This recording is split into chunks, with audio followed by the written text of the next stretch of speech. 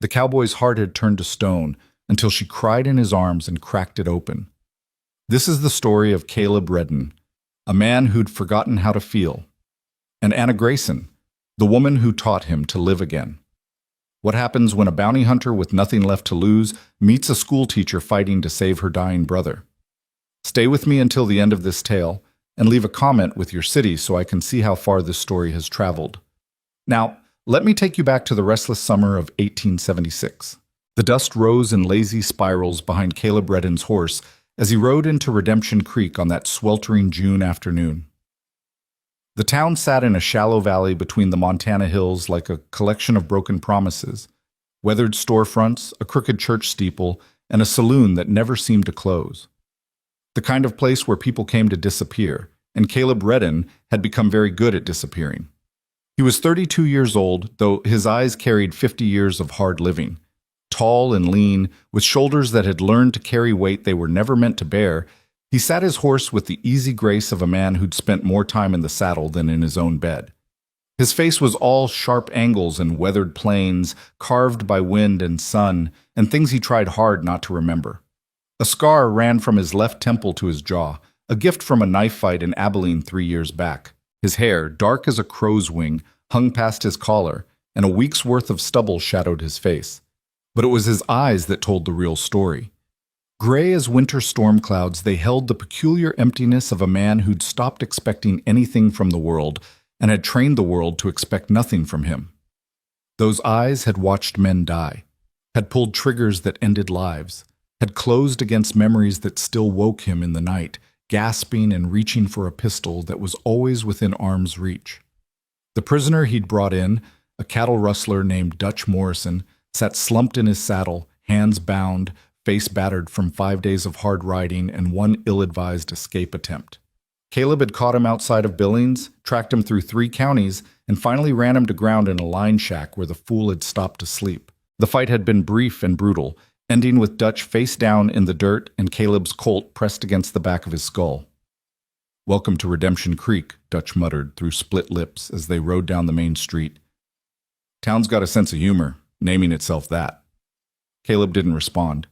He'd learned long ago that silence was easier than conversation, safer than connection. Words led to questions, questions led to stories, and stories led to the kind of vulnerability that got a man killed, or worse, made him remember he was still human.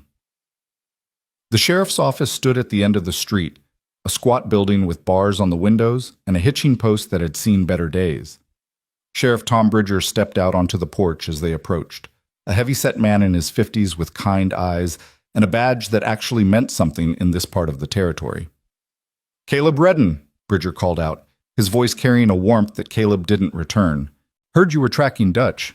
Figured you'd run him down eventually." "Eventually came 5 days ago," Caleb said, swinging down from his horse. His boots hit the packed earth with a solid thud, and he reached up to haul Dutch down with less ceremony than the man might have hoped for. "He's all yours, Sheriff, alive, like the warrant specified." "Barely," Dutch groaned, stumbling as Caleb shoved him toward the office door. "Barely's what the warrant called for," Caleb replied flatly. Bridger chuckled and took custody of the prisoner, leading him inside to one of the cells that lined the back wall. Caleb followed, his spurs jingling with each step, a sound he'd grown so accustomed to that he barely heard it anymore. The office smelled of coffee and tobacco and the particular staleness of a place where men spent too much time waiting for something to happen. "Payment's the usual," Bridger said, unlocking the cell and pushing Dutch inside. $500 plus expenses if you got receipts." "Don't keep receipts. Didn't figure you did." Bridger locked the cell door and turned to face Caleb, studying him with the kind of careful attention that made Caleb's shoulders tense. "You look like hell, son. When's the last time you slept in a real bed?" "Don't remember." "When's the last time you slept at all?" Caleb's jaw tightened. "You got my money, Sheriff, or are we going to stand here discussing my sleeping habits?" Bridger sighed and moved to the battered desk that dominated the small office. He pulled a strongbox from the bottom drawer, counted out $500 in paper money and coins, and slid it across the desk. "You planning to stay in town a few days, rest up before the next hunt?" "Planning to collect my money and ride out." It's near sundown, Caleb. Even you got to admit that riding out in the dark after 5 days of hard travel ain't the smartest. I'll manage. Stubborn as a Missouri mule, Bridger muttered, but there was no real heat in it. He'd known Caleb for 3 years now, long enough to recognize a lost cause when he saw one. At least get yourself a drink and a meal before you go. The saloon's got a new cook. Woman makes a steak that'll make you weep. Caleb pocketed the money without counting it. Bridger was honest, one of the few lawmen in the territory who could make that claim. Maybe. That's more than I usually get out of you. Bridger leaned back in his chair, which creaked under his weight. You know, there's talk of expanding the territorial marshal service. They're looking for good men, men with your particular skills. Pays steady, you'd have some backup when you need it, and not interested. Didn't think you would be, but figured I'd mention it. Bridger pulled a cigar from his vest pocket and lit it, the smoke curling up toward the ceiling. You can't run forever, son. Caleb's hand was already on the door handle. Watch me. He stepped out into the evening heat, pulling the door shut behind him with more force than necessary. The sun was sinking toward the western hills, painting the sky in shades of orange and red that reminded him of fire, and fire reminded him of things he'd rather forget. He stood on the porch for a moment, letting his eyes adjust to the changing light, his hand resting unconsciously on the butt of his Colt. The street was busier now, people emerging from their homes and shops as the worst of the day's heat began to fade. A group of miners laughed outside the assay office, counting their earnings. 2 women in respectable dresses walked arm in arm toward the general store, their voices carrying on the still air. A dog barked somewhere, and a child's laughter rang out from between 2 buildings. Normal life, the kind Caleb had stopped believing in. He untied his horse, a bay gelding named Rust, because of the color, and because everything in Caleb's life eventually turned to rust anyway, and led him toward the livery stable. The animal needed rest and feed more than Caleb needed to ride out into the gathering darkness. Bridger had been right about that much, even if Caleb wouldn't give him the satisfaction of admitting it. The livery was run by an old Mexican named Santos, who asked few questions and gave good care to the animals that came through his doors. He nodded to Caleb, took Rust's reins, and led the gelding to a stall without needing to be told what was required. Caleb paid for 2 days' stabling, then stepped back out into the street. The saloon beckoned. The lucky strike, according to the faded sign that hung crooked above the door. It was the kind of establishment that existed in every frontier town. Rough-hewn boards, bat-wing doors, the promise of whiskey, and temporary oblivion. Caleb had been in 100 places just like it, from Texas to the Canadian border, and they all blurred together in his memory like whiskey-soaked dreams. He pushed through the doors into smoke and noise and the particular smell of men who worked hard and drank harder. The interior was what he expected, a long bar running down one side, tables scattered across a sawdust-covered floor, a staircase leading up to rooms he had no interest in visiting. A piano sat silent in one corner, and a handful of men played cards at a table near the back. The bartender, a thick-necked man with a scar through one eyebrow, looked up as Caleb approached. "What'll it be?" "Whiskey. Leave the bottle." Money changed hands. A glass appeared, then a bottle of amber liquid that was probably more raw alcohol than actual whiskey, but Caleb didn't care. He poured, drank, and felt the familiar burn slide down his throat and settle in his chest like an old friend. He poured again. "You're reddin'," a voice said from his left. Caleb turned his head slowly. The speaker was a young man, maybe 22 or 23, with the kind of eager face that hadn't learned disappointment yet. He wore a gun on his hip with the careful pride of someone who wanted people to notice. "I am," Caleb acknowledged, turning back to his drink. "Heard you're the best tracker in the territory. Heard you brought in the Drummond gang single-handed. Heard you once tracked a man across 300 miles of desert and—" "You heard wrong," Caleb interrupted, his voice flat. "I'm just a man who's good at following tracks. Nothing special about it." "But you've killed—" "Enough." Caleb's hand moved toward his gun, not threateningly, just enough to make the young man's eyes widen. "I'm not here to swap stories or make friends. I'm here to drink in peace. You want to be a gunfighter? Go find someone else to admire. You want to stay alive, forget everything you've heard, and go back to whatever honest work your mama raised you for." The young man's face flushed red. Whether from embarrassment or anger, Caleb didn't know and didn't care.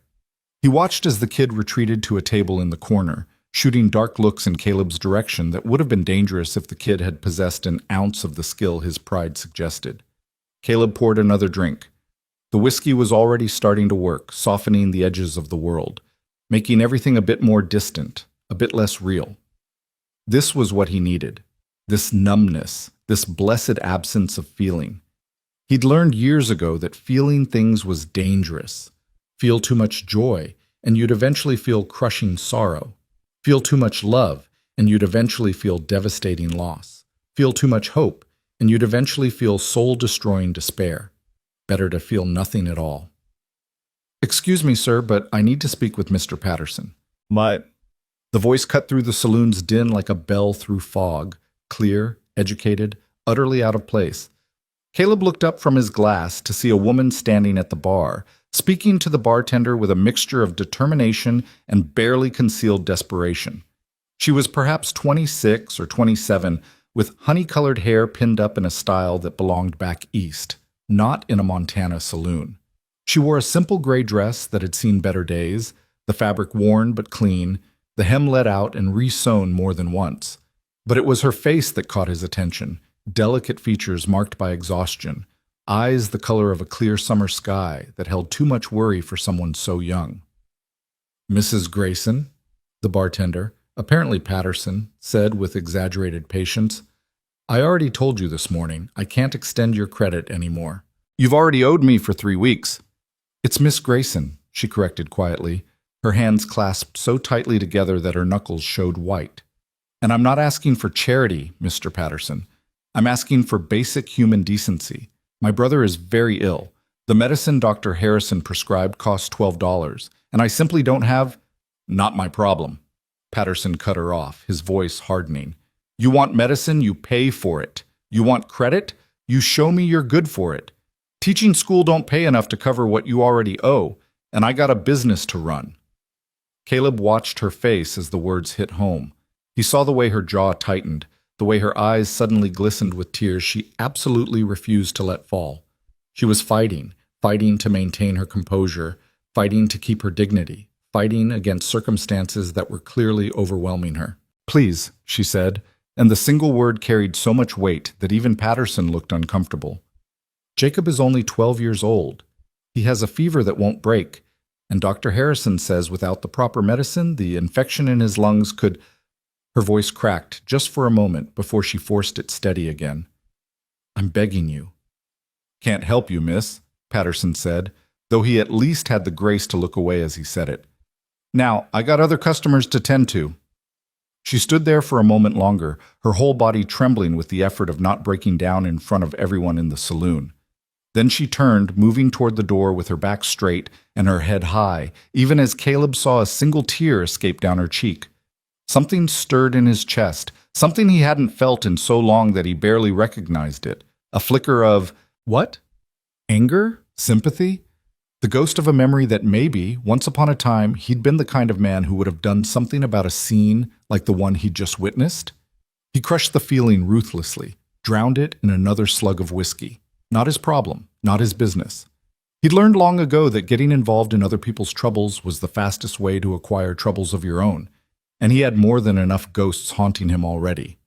The woman, Miss Grayson, pushed through the saloon doors and disappeared into the street beyond. The noise of the saloon resumed its normal rhythm, the moment already forgotten by everyone except Caleb, who stared into his whiskey glass and saw her face reflected there, saw the tears she'd fought so hard to contain. 12 years old, he thought, and immediately wished he hadn't. He'd been 12 years old once, a lifetime ago in Virginia before the war had torn everything apart.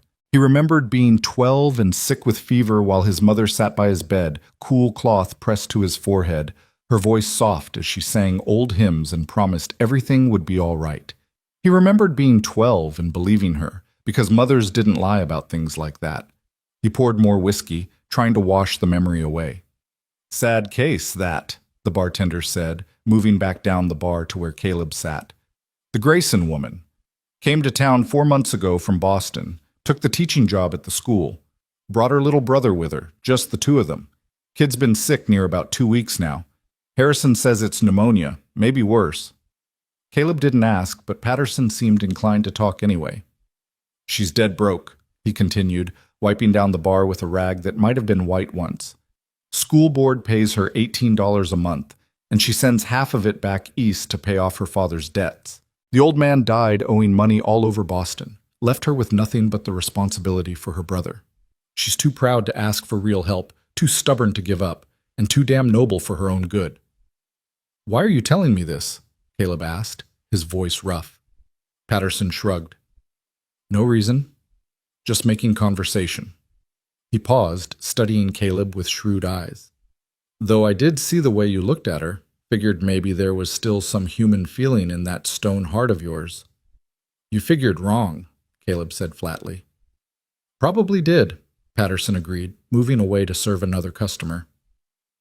Caleb sat at the bar for another hour, working his way through the bottle with methodical determination.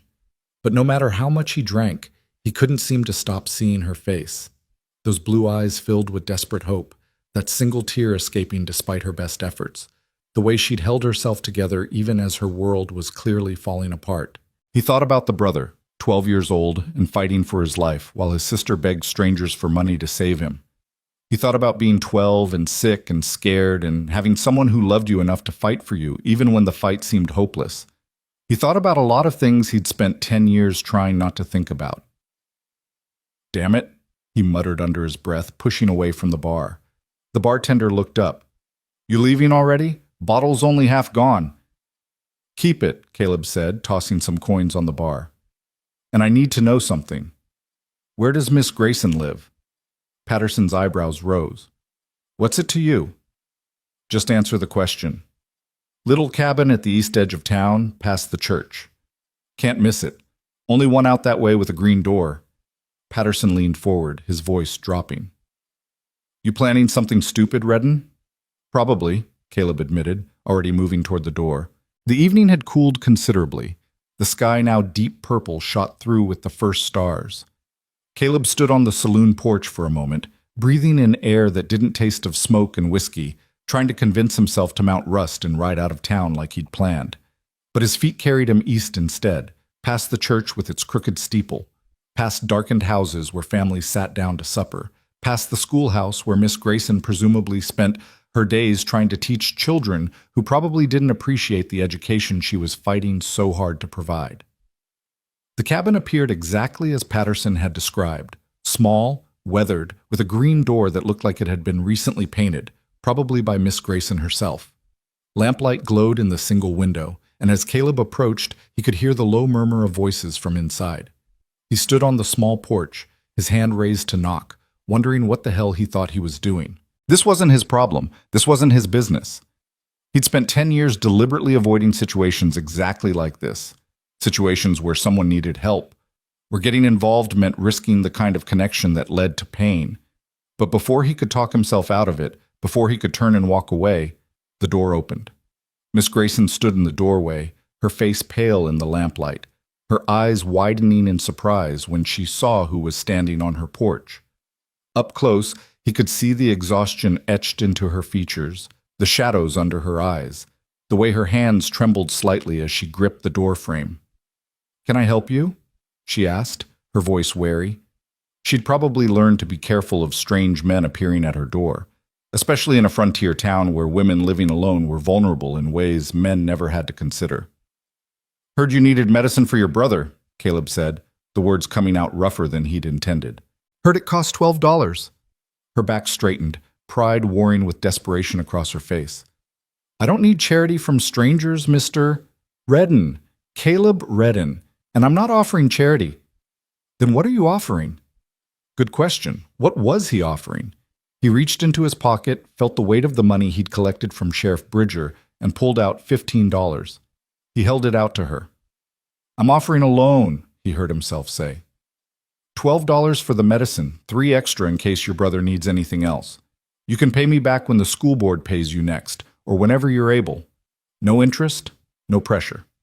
She stared at the money like it might bite her. "Why?" "Does it matter?" "Yes," she said firmly. "It matters a great deal. I don't know you, Mr. Redden, I don't know why a complete stranger would offer to loan me money and forgive me if I'm suspicious of kindness from men I've never met. Fair enough. He'd be suspicious too, if their positions were reversed. He lowered his hand but didn't put the money away. I was in the saloon when you talked to Patterson, he said. I heard what you said about your brother. I've got the money. You need it. And he paused, searching for words that wouldn't sound weak or sentimental. And I knew someone once who'd have done the same for me if I'd needed it. Consider it paying forward a debt I never got to repay. She studied his face, and he had the uncomfortable sensation of being seen, really seen, for the first time in years. Those blue eyes seemed to look past the scar and the stubble and the carefully maintained walls, right down to something he'd thought long dead. Anna, she said finally, my name is Anna Grayson. Caleb read in. You already said that. The ghost of a smile touched her lips, there and gone so quickly he might have imagined it. She looked at the money again, and he could see the internal battle playing out across her face. Pride against pragmatism, independence against her brother's desperate need. Please, Caleb said quietly, and was surprised to hear the word come from his own mouth. He didn't say please, didn't ask, didn't plead. But somehow this felt different. Let me help. Anna's eyes filled with tears, and this time she didn't try to hide them. He's all I have left, she whispered. Our parents are gone. Our family home is gone. Everything is gone except him. If I lose Jacob... She couldn't finish the sentence. You won't, Caleb said with more certainty than he felt. Take the money, get the medicine, help him fight. She took the bills from his hand slowly, as if they might vanish if she moved too quickly. Her fingers brushed his, and he was startled by the warmth of her touch, by the reminder that skin could be warm, that human contact could be something other than violence. Thank you, she said, her voice breaking. I don't know how to thank you properly, but don't, he interrupted. Don't thank me, just help your brother. She nodded, clutching the money to her chest. Would you like to come in? I have coffee, and it's the least I can offer. No, he said, perhaps too quickly. He saw hurt flash across her face and softened his tone. I need to go, just take care of yourself, Miss Grayson. Anna, she corrected, if you're going to be my creditor, you should at least call me by my name. Anna, he repeated, and the name felt strange on his tongue, too personal, too intimate, too much like the beginning of something he absolutely couldn't afford. He turned to leave, his boots heavy on the wooden porch, already regretting his impulse. He'd broken his own rule, gotten involved, allowed himself to care even for a moment about someone else's troubles. It was weakness, and weakness got you killed in his line of work. Mr. Redden. He stopped, but didn't turn around. The coffee offer stands, Anna said softly. Tonight or any night. I'd like to properly thank the man who may have just saved my brother's life. Caleb stood frozen for a heartbeat, torn between the desperate need to run and the dangerous desire to stay. Finally, without looking back, he said, Maybe, and walked into the gathering darkness. But as he made his way back to the saloon to reclaim what was left of his whiskey, he knew that maybe was a lie. He'd given her the money, done his good deed, and now the smart thing, the only thing, was to collect his horse tomorrow morning and ride out of Redemption Creek, never to return. He'd forget about Anna Grayson and her sick brother. He'd forget about those blue eyes and that single tear and the way she'd looked at him like he might actually be something more than the cold-hearted bounty hunter the world believed him to be. He'd forget, just like he'd forgotten everything else that might make him feel human. Except, as he lay in a rented bed above the saloon that night, staring at the ceiling and listening to the sounds of the town settling into sleep, Caleb Redding discovered that some things, some people, weren't as easy to forget as he'd hoped. Her face kept appearing in his mind. Her voice echoed in his memory, and somewhere in his chest, in that place he'd worked so hard to turn to stone, something stirred to life that felt dangerously like hope.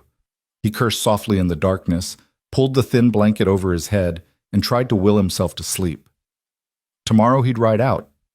Tomorrow he'd get back to his real life, the life that made sense, the life that didn't require feeling things or caring about school teachers with dying brothers. Tomorrow, he'd be the man he'd spent 10 years becoming, hard, cold, alone. But tonight, just for tonight, He allowed himself to remember what it felt like to do something good, to help someone who needed helping, to see gratitude and hope in someone's eyes instead of fear or contempt. Tonight, he allowed himself to wonder what it might be like to be the kind of man who could accept Anna Grayson's offer of coffee, who could sit in that cabin and have a conversation like a normal human being, who could maybe, just maybe, remember how to feel something other than emptiness. But when morning came, those thoughts would be packed away with the darkness, and Caleb Redden would ride out of Redemption Creek, leaving behind whatever foolish softness the night had brought. That was the plan anyway. The universe, as it often did, had other ideas entirely. But morning didn't bring the clean break Caleb had promised himself. Instead, it brought the sound of urgent footsteps on the stairs outside his room, followed by a sharp knock that jerked him from uneasy dreams of blue eyes and stone hearts cracking open. "Redden!" Sheriff Bridger's voice carried through the thin door. "Need you downstairs now!" Caleb rolled out of bed, his hand finding his Colt before his feet hit the floor, instinct born from too many years of waking up to trouble. He dressed quickly, splashed water on his face from the basin, and descended the narrow stairs to find Bridger waiting in the saloon's main room, his face grave in the early morning light. "What is it?" Caleb asked, noting the way the sheriff's hand rested on his gun belt. "Stagecoach got hit yesterday evening, about 15 miles north of here. 3 men, masks, took the strongbox and shot the driver. He made it back to town an hour ago, barely alive. Says one of the robbers had a distinctive scar, lightning bolt shaped down his left arm. Know anyone matching that description?" Caleb's jaw tightened. "Jack Hollister.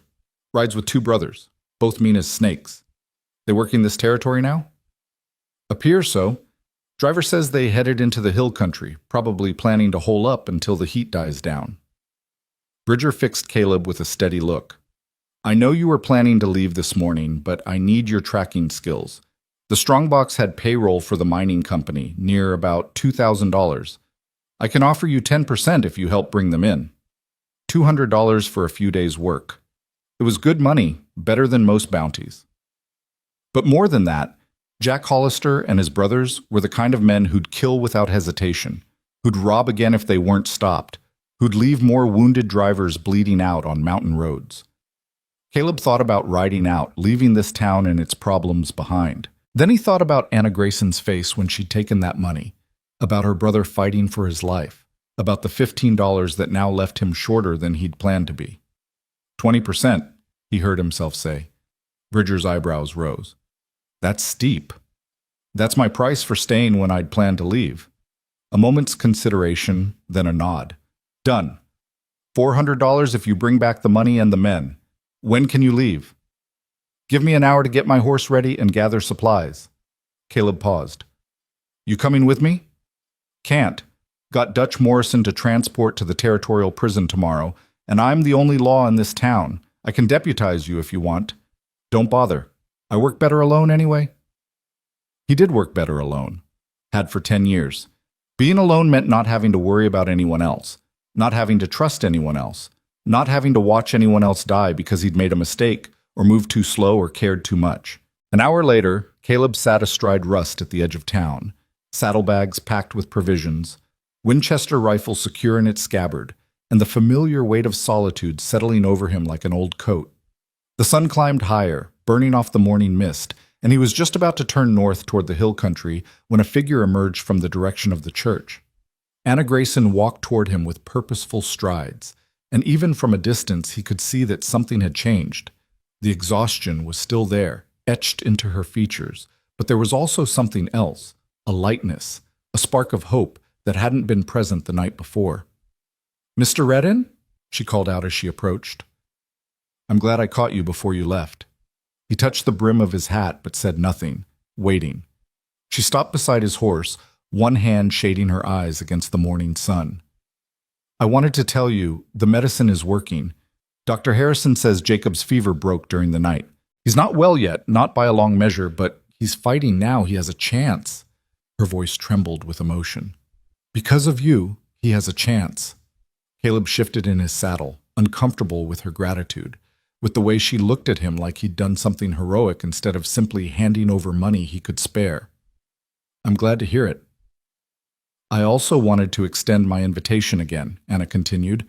The coffee I mentioned. I'd very much like to— I'll be gone a few days, Caleb interrupted, unable to bear the hope in her eyes. Sheriff's business. When I get back, maybe. Oh. She stepped back, and he hated the way disappointment flickered across her face. Of course. Well, I hope you'll be safe, Mr. Redden, and when you return, please know that my home is open to you. It's the least I can do for the man who saved my brother's life. He wanted to tell her he hadn't saved anyone's life, that he was just a bounty hunter with too much money and a moment of weakness. He wanted to tell her not to look at him like that, not to smile at him with such warmth, not to make him feel like maybe he was something more than the cold-hearted bastard he'd worked so hard to become. Instead, he just nodded. Take care of yourself, Miss Grayson, and your brother. Anna, she reminded him softly. Please, call me Anna. He didn't answer, just touched his hat brim again and urged Rust into motion. But as he rode north out of Redemption Creek, he could feel her eyes on his back, and the weight of that gaze felt heavier than any gun he'd ever carried. The trail wasn't hard to follow. 3 horses, one carrying extra weight from the strongbox, heading into country Caleb knew well from previous hunts. The Hollister brothers weren't subtle men. They'd left a track that anyone with basic skills could read. But reading a track and catching the men who made it were 2 different things entirely.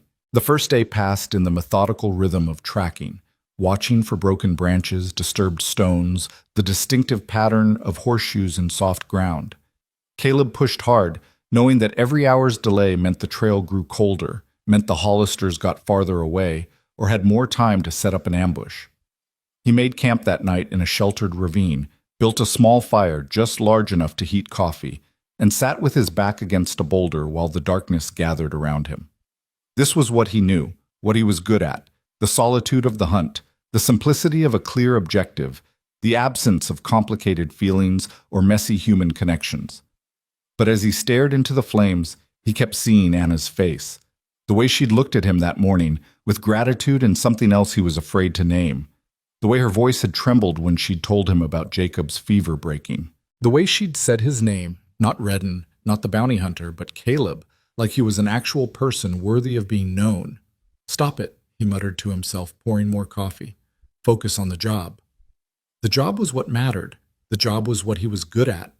The job didn't ask him to feel things or care about people or risk the kind of pain that came from letting someone matter.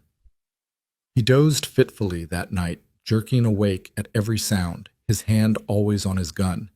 Years of this life had trained him to sleep light, to wake at the snap of a twig or the whisper of movement. It had kept him alive when other men had died. It had also ensured he never truly rested, never fully let his guard down, never allowed himself the luxury of peace. Dawn found him back on the trail, following the Hollisters deeper into the hills. The terrain grew rougher, pine forests giving way to rocky outcroppings and narrow passes where an ambush would be easy to set and hard to escape. Caleb moved carefully, Winchester at the ready, eyes scanning constantly for any sign of danger. He found their first camp around midday, cold ashes, empty cans, the marks where they'd picketed their horses. They'd been careless, confident in their head start, and that confidence would be their downfall. Caleb studied the camp, reading the story it told. 3 men, just as the driver had said. They'd stayed here the previous night, probably feeling safe this far from town, probably already planning how to spend their stolen money. The trail led higher into the mountains, following old game paths and dry creek beds. By late afternoon, Caleb spotted smoke rising from a canyon about 2 miles ahead. He dismounted, tied Rust to a pine tree, and continued on foot, moving with the silence his years as a hunter had taught him. The Hollister brothers had made camp in a box canyon, a natural fortress with high walls and only one entrance. Smart positioning if you were planning to defend against an attack, but it also meant only one way out. Caleb found a position on the canyon rim where he could observe without being seen, settling behind a cluster of rocks as the sun began its descent toward the western peaks. 3 men sat around a fire, passing a bottle between them.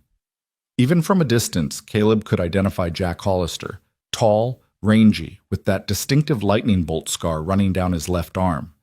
The two brothers were shorter, stockier, both wearing trail-worn clothing and guns slung low on their hips. The strongbox sat near the fire, still locked, probably waiting until they felt safe enough to break it open. $2,000 plus whatever they could steal in future robberies if they weren't stopped.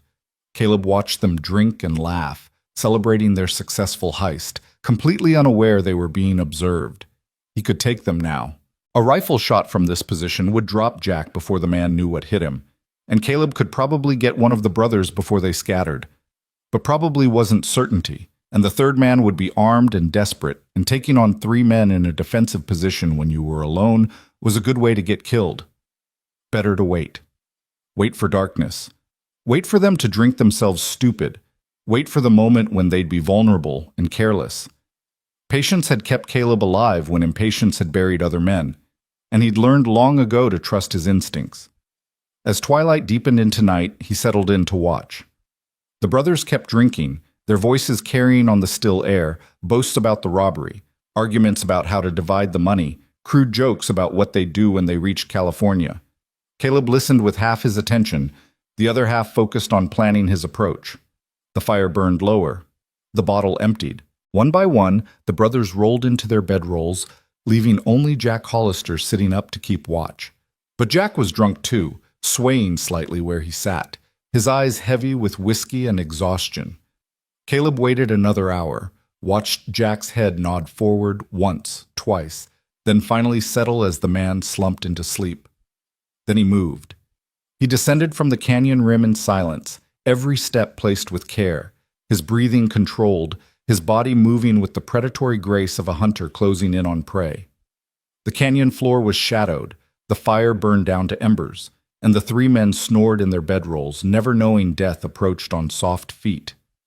Caleb reached the fire, his Colt in one hand, and kicked Jack Hollister's boot. "Wake up!" Jack's eyes snapped open, his hand reaching for his gun, but Caleb's Colt was already pressed against his forehead. "Don't," Caleb said quietly. "Wake your brothers, slow and easy. Any sudden moves and you'll be the first to die, but not the last." Jack's face had gone pale in the dim firelight. He knew who Caleb was. Everyone in the territory knew about Caleb Redden, and no one wanted to face him with a gun to their head. "Redden," he breathed. "How the hell did you—" "Your brothers. Wake them, now," Jack called out, and the two brothers stirred, confused and half asleep. When they saw Caleb standing over them, saw the gun in his hand and the cold certainty in his eyes, they froze. "Here's how this works," Caleb said, his voice carrying the flat tone of a man who'd done this too many times to count. "You're going to stand up, slow, hands where I can see them. You're going to let me tie your hands behind your backs. You're going to ride back to Redemption Creek nice and peaceful. Do this, and you'll live to stand trial. Fight me, and I'll kill all three of you right here and transport your bodies instead. Your choice, but choose quick." "We can make a deal," Jack said desperately. "Split the money. There's $2,000 in that box. Take half. Let us go. Nobody has to know." "Not interested." $1,000, Redden. Think about it." "I am thinking about it. I'm thinking about the driver you shot, the families who need that payroll, and the fact that you three will rob and kill again if I let you go. So here's my final offer. Surrender or die. 5 seconds to decide." He started counting, made it to 3 before all three men raised their hands in surrender. 20 minutes later, they were bound and mounted, the strongbox secured to Jack's saddle, and Caleb was leading them out of the canyon. The brothers muttered curses and threats, but Caleb ignored them. He'd heard it all before, the promises of revenge, the claims that he was a dead man, the boasts about what would happen when they escaped. They never escaped. Not from Caleb Redden. The ride back to Redemption Creek took 2.5 days, slower with prisoners in tow. Caleb kept them moving during daylight hours, made camp in defensible positions at night, and slept with one eye open and his gun in his hand. The brothers tried to bargain, tried to bribe, tried to convince him to let them go. Caleb didn't respond, didn't engage, didn't give them anything to work with. By the time the town appeared in the distance, he was exhausted, filthy, and ready to collect his money and move on. The job was done. Another set of criminals behind bars, another payday secured, another page in the legend of Caleb Redden, the bounty hunter with ice in his veins and stone for a heart. Sheriff Bridger met them at the edge of town, a wide smile splitting his weathered face. "I'll be damned. You actually brought all three back alive." "Said I would." "Most men would have shot at least one, just to make the others more cooperative." "Most men aren't me." Bridger chuckled and took custody of the prisoners, leading them toward the jail while half the town gathered to watch. Caleb dismounted, every muscle in his body aching, and followed at a distance. In the sheriff's office, he waited while Bridger locked the Hollisters in cells, then watched as the strongbox was opened and the money counted. $2,147, all accounted for. 20% comes to $429, Bridger said, counting it out carefully, plus another $50 for the exceptional work and the fact that you brought them all in alive. Town council will be pleased. Trial's cheaper than burials. Caleb pocketed the money without comment. $479 for 3 days' work, more than he'd made on many bounties that had taken twice as long. "You sticking around?" Bridger asked. "Or are you finally going to light out like you've been threatening?" Good question. Caleb had no reason to stay. The job was done, his pockets were full, and the open trail called to him the way it always did. Stay in one place too long, and you started forming connections, started caring about things, started feeling like maybe you belonged somewhere, and that was dangerous because eventually you'd have to leave, and leaving would hurt. Better to leave before it could hurt. "I'll stay tonight," he heard himself say. "Head out in the morning." "Well, while you're here, you might want to stop by the schoolhouse." Bridger's eyes held a knowing glint. "Miss Grayson's been asking about you, near about every day since you left. That brother of hers is doing much better, by the way. Saw him up and walking around yesterday, still coughing some, but clearly on the mend." Something warm unfurled in Caleb's chest. Relief, he recognized after a moment. Relief that the boy was healing, that Anna's desperate hope had been rewarded, that the $15 he'd given her had made a difference. "Glad to hear it," he said gruffly. "You know," Bridger leaned back in his chair, studying Caleb with the careful attention of a man who'd spent years reading people. "When you first rode into this territory 3 years ago, you were already hard. But there was still something in you, something almost human.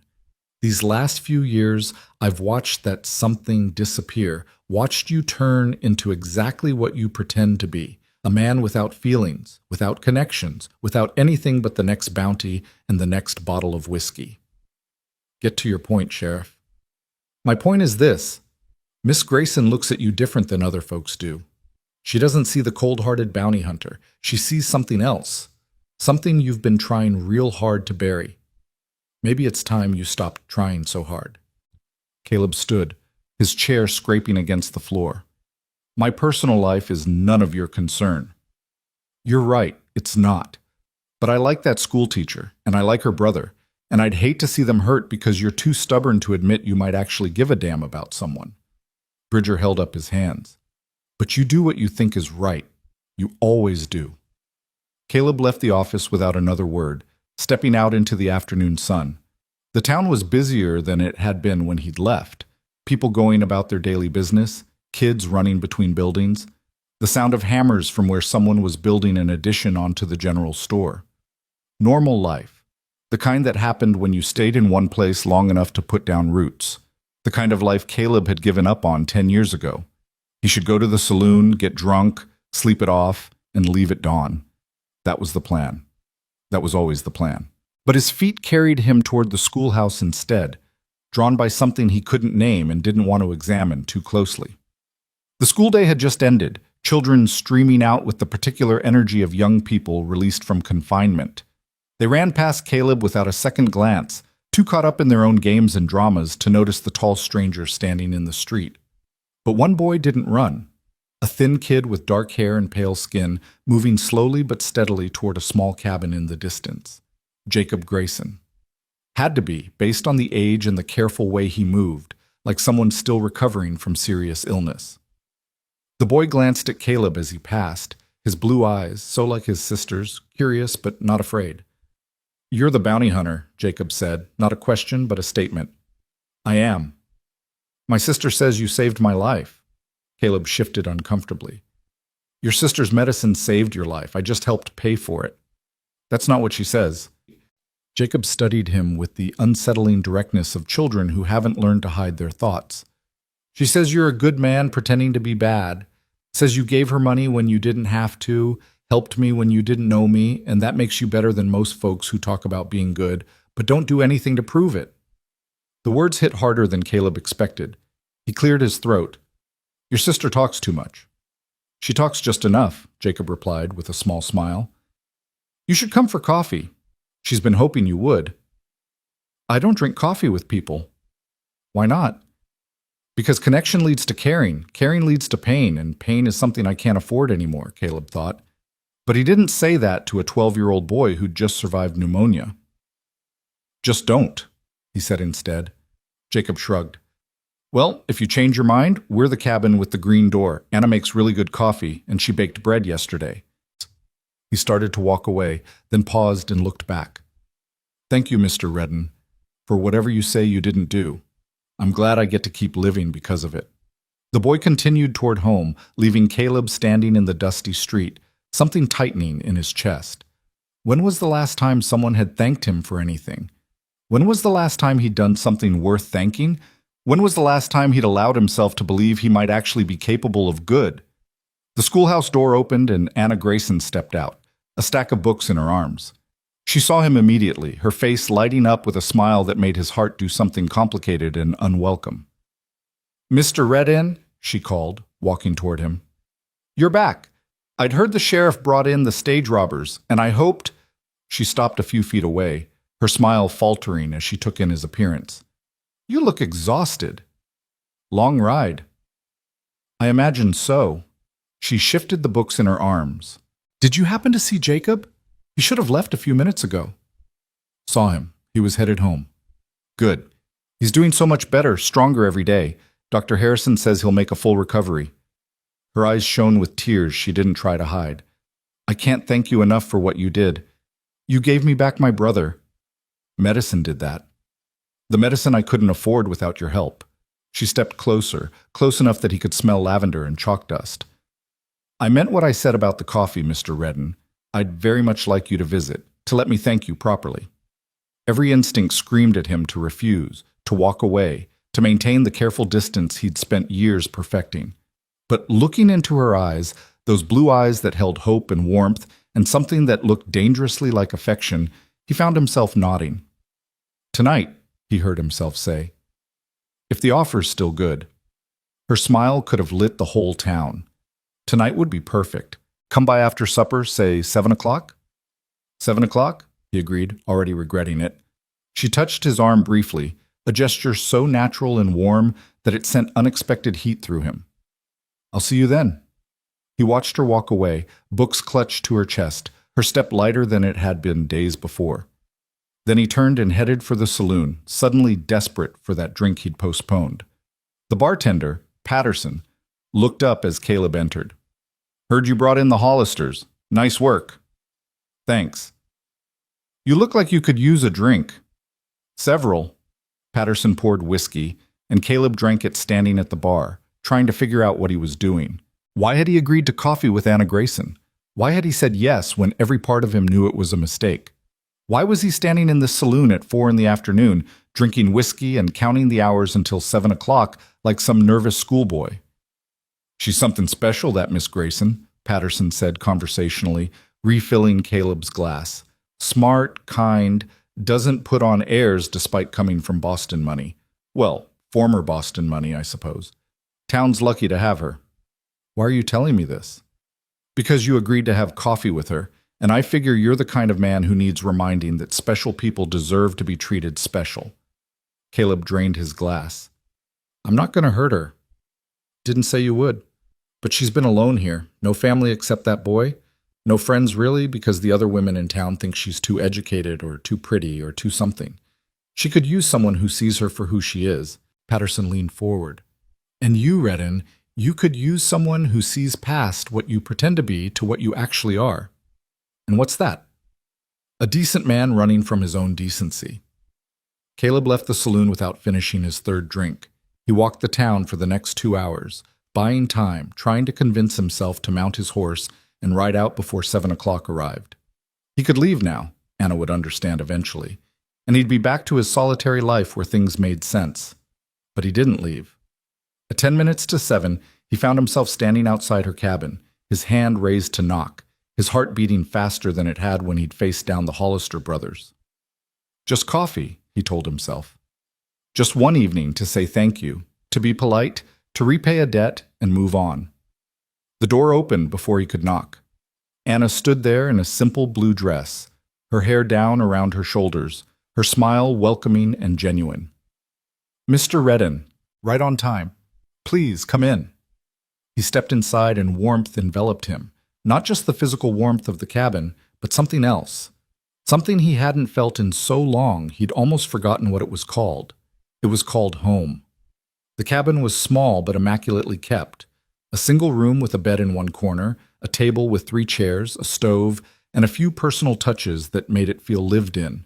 Books lined a makeshift shelf, a quilt hung on one wall, and flowers, actual wildflowers in a glass jar, sat on the table.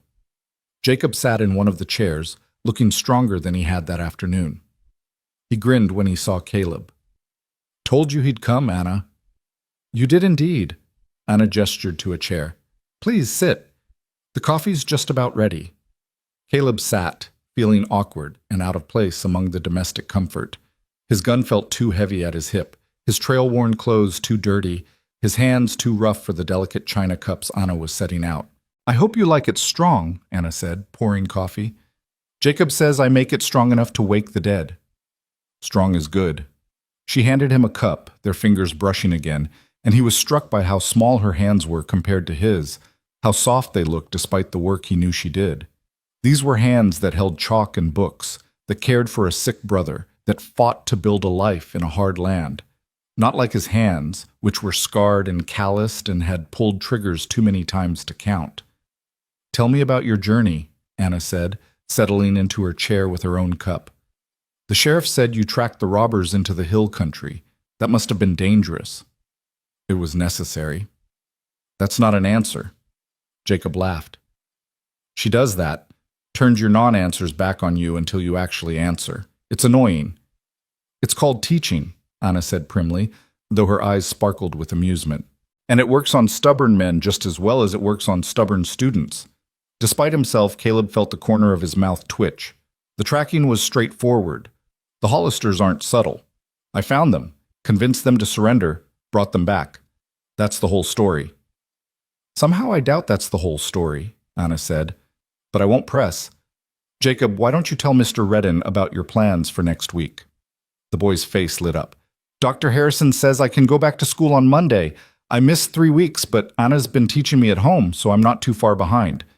His enthusiasm dimmed slightly. "Some of the other kids were saying I might not make it, that pneumonia almost always kills you, but I did make it, because of the medicine you helped buy."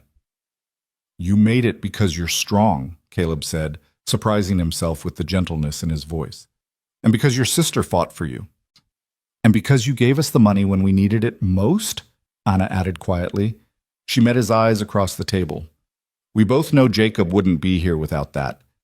And I will never forget it, Mr. Redden. Never." The gratitude in her voice made him deeply uncomfortable. He shifted in his chair, took a long drink of coffee, which was, indeed, strong enough to wake the dead, and searched for a way to change the subject. "You said you're from Boston," he ventured. "That's a long way from Montana Territory." Anna's expression shifted, becoming more guarded. "It is. We came here 4 months ago, after our father passed. He left us with more debts than assets, and Boston was no longer home. The teaching position here offered a fresh start." "Just the 2 of you?" "Just the 2 of us. Our mother died when Jacob was born, and we have no other family." She wrapped her hands around her coffee cup. "It's been an adjustment, coming from a city to a frontier town. But the people here have been mostly kind, and the children are eager to learn, and—" She smiled. "And we're still together, which is what matters most." "Anna gave up everything to take care of me," Jacob said with the bluntness of youth. "Had a fiancé back in Boston, a nice house, all her friends. But when father died and left all those debts, the fiancé disappeared real quick, and the friends turned out not to be friends at all. So we came here." "Jacob," Anna said warningly. What? It's true. It's also private. Mr. Redden helped save my life. I figure that makes him entitled to know things. Caleb found himself wanting to know things, wanting to know about the fiancé who'd abandoned her, the friends who'd proven false, the life she'd left behind, wanting to know everything about Anna Grayson, which was dangerous precisely because he wanted it. Your turn, Anna said, fixing him with a look that suggested she wasn't going to let him avoid answering. Tell us something about yourself, Mr. Redden. Where are you from? What made you become a bounty hunter? The questions he always avoided, the past he never discussed. He should refuse, should deflect, should maintain the walls that had served him so well for so long. But sitting in this warm cabin, with Anna watching him with those blue eyes and Jacob leaning forward with undisguised curiosity, Caleb found the walls crumbling just a little. Virginia, he said finally. I'm from Virginia, and I became a bounty hunter because… He paused, the words stuck in his throat. Because I needed to be something after the war, and hunting seemed like the only thing I was good at anymore. The truth, or at least a version of it, the real truth, about Emily, about his family, about everything he'd lost, stayed locked away where it belonged. But Anna seemed to understand that some truths were too painful to speak aloud. She nodded, her expression softening with compassion. The war took many things from many people. It did. Are you planning to stay in Redemption Creek? Jacob asked. Or are you leaving again? Jacob, Anna said again, though she looked at Caleb with obvious interest in his answer. Leaving tomorrow, Caleb said, and tried to ignore the way Anna's face fell. I don't stay in one place long. Never have. Probably never will. Why not? Jacob pressed. Because staying means putting down roots, and roots tie you to places. And places…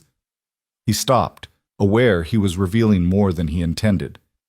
It's just not what I do. That sounds lonely, Anna said softly. It was lonely.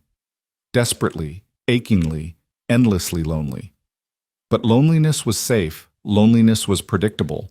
Loneliness didn't reach into your chest and rip your heart out when the people you loved died screaming. It's what I'm used to, he said instead. They sat in silence for a moment, drinking coffee, the only sound the crackling of the fire in the stove.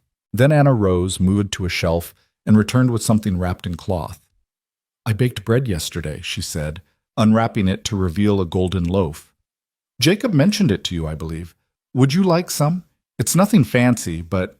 I'd like some, Caleb said, because it had been years since anyone had baked bread for him.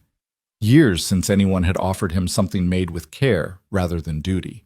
She cut thick slices, spread them with butter that must have cost more than she could afford, and passed them around. Caleb bit into his piece and tasted something beyond flour and yeast. He tasted effort, attention, the particular flavor of someone who put love into what they made. This is good, he said, and meant it.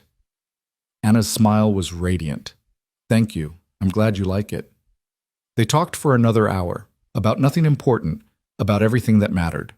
Jacob told stories about school, about the other children, about his hopes of becoming a doctor someday.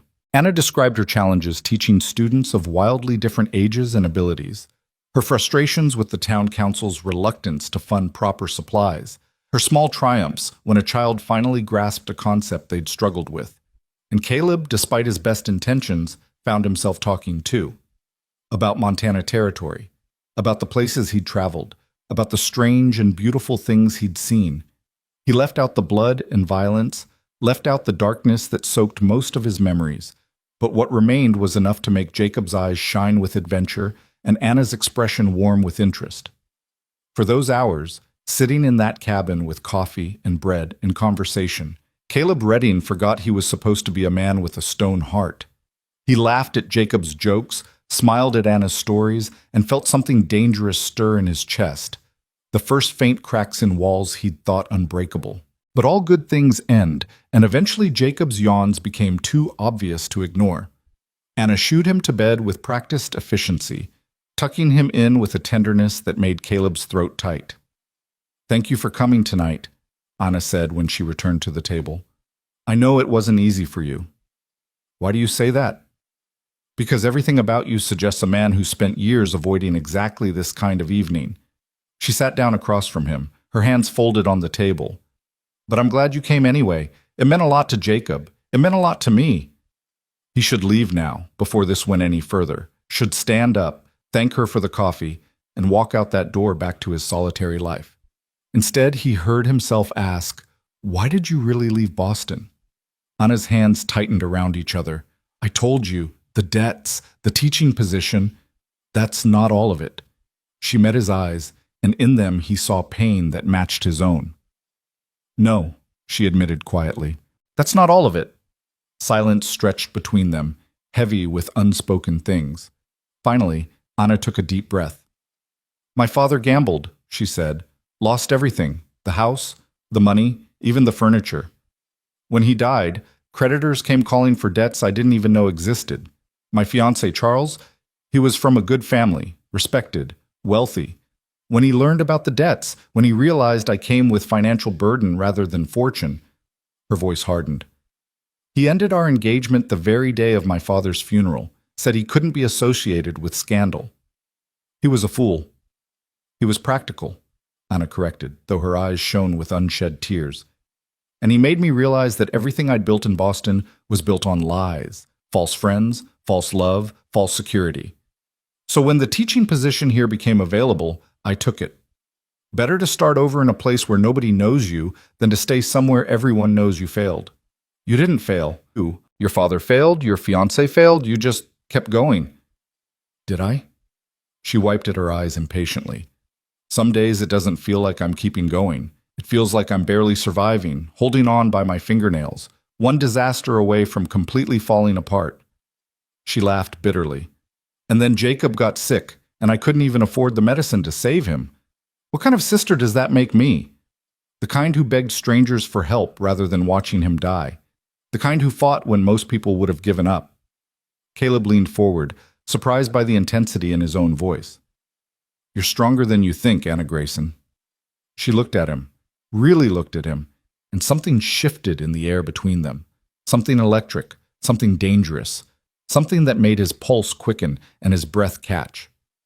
"What are you running from, Caleb Redden?" she asked softly. "What hurt you so badly that you'd rather be alone than risk connection?" The question hit like a physical blow. No one had asked him that in 10 years. No one had seen past the cold exterior to the wounded man beneath. No one had dared. He stood abruptly, his chair scraping against the floor. "I should go." "Don't." Anna stood too, moving around the table to stand in front of him. "Don't run. Not yet." "I'm not running." "Yes, you are. You've been running since the moment you agreed to come here tonight, maybe longer." She reached out, hesitated, then placed her hand on his arm. "What are you so afraid of?" "Everything. Loss, pain, caring about someone enough that their death would destroy him. Opening his heart only to have it shattered again. Believing that maybe, just maybe, he deserved something good only to watch it slip through his fingers." "I can't," he said roughly. "Can't what you're asking. Can't be what you want." "I'm not asking you to be anything except honest. With me. With yourself." Her hand remained on his arm, warm and steady. "I know pain when I see it, Caleb. I know what it looks like when someone's carrying more weight than they should. And I know you're a good man, no matter how hard you try to convince everyone otherwise. You don't know me. Maybe not, but I'd like to." Her blue eyes held his, unflinching. "I'd like to know the man who saved my brother, who brought in criminals without killing them, who drinks his coffee black and laughs at 12-year-old boys' jokes even when he doesn't mean to. I'd like to know Caleb, not the bounty hunter, not the legend, just the man." The words broke something inside him, something he'd thought long dead. He stood there, frozen, Anna's hand on his arm, her eyes on his face, and for the first time in 10 years, Caleb Redden felt the stone around his heart begin to crack. "I had someone once," he heard himself say, the words dragged from somewhere deep and dark. "Someone I loved more than my own life. She died. They all died. And I—" His voice broke. "I couldn't save them. Couldn't stop it. Could only watch and know it was my fault." Anna's hand slid down his arm to his hand, her fingers interlacing with his. "That's a heavy burden to carry alone. It's the burden I deserve. No one deserves that kind of pain." She squeezed his hand. But maybe you've carried it long enough. Maybe it's time to set it down. He wanted to. God, how he wanted to. Wanted to lay down the guilt and grief and self-hatred, wanted to believe he could be more than the cold-hearted hunter everyone believed him to be, wanted to think that maybe, impossibly, this woman with her blue eyes and gentle strength could help him find his way back to being human. But wanting wasn't enough. Wanting hadn't saved Emily, hadn't protected his family, hadn't stopped the world from burning. "I'm leaving tomorrow," he repeated, his voice rough with emotion. "That hasn't changed." "I know," Anna said softly. "But maybe you'll come back someday. Maybe the road will lead you through Redemption Creek again." "Maybe," he agreed, though they both knew it was unlikely. She rose on her toes and kissed his cheek, the touch feather-light and devastating. "Thank you for tonight, Caleb, for the coffee, for the conversation, for letting me see the real you, even if only for a moment." He couldn't speak, couldn't move, could only stand there feeling the warmth of her lips on his skin and the terrible, wonderful ache in his chest. Then he was at the door, his hand on the handle, looking back at her one last time. She stood in the lamplight, beautiful and brave, and everything he couldn't allow himself to have. "Anna," he said, then stopped, unsure what else to say. "Go safely," she whispered. "Come back whole." He left before he could do something stupid like promise to return, like tell her she'd cracked his heart open wider than he'd thought possible, like admit that leaving her was going to be harder than he'd imagined. Outside, the night was cool and clear, stars scattered across the sky like diamonds on black velvet. Caleb stood on her porch for a long moment, breathing in the mountain air, trying to collect the pieces of himself that seemed to have scattered inside that warm cabin. Then he walked back toward the saloon, his steps heavy, his heart heavier. Tomorrow, he'd ride out. Tomorrow, he'd return to his solitary life. Tomorrow, he'd forget about Anna Grayson and her brother and the way she made him feel almost human again. Tomorrow. But tonight, he lay in his rented bed and stared at the ceiling, his cheek still warm where she'd kissed him, his hand still tingling where she'd held it, and his carefully constructed walls beginning to crumble in earnest. Tomorrow came with a pale dawn that found Caleb already awake, having barely slept at all. He packed his saddlebags with mechanical efficiency, checked his weapons, and settled his bill with the saloon keeper before most of the town had stirred from their beds. The smart thing, the safe thing, was to leave before Anna woke, before he had to see those blue eyes one more time and feel his resolve weaken further. But fate, it seemed, had other plans. As he led Russ toward the edge of town, the schoolhouse door opened and Anna emerged, a shawl wrapped around her shoulders against the morning chill. She saw him immediately, and for a moment they simply stood there, 50 feet apart, the rising sun painting the sky behind her in shades of pink and gold. She walked toward him slowly, her expression unreadable in the early light. When she reached him, she didn't speak at first, just looked up at him with those eyes that seemed to see straight through every defense he'd ever built. "I thought you might leave early," she said finally. "Hoped you wouldn't, but thought you might. It's better this way." Better for whom? He didn't have an answer for that. Or rather, he had several answers, none of which felt true when spoken aloud.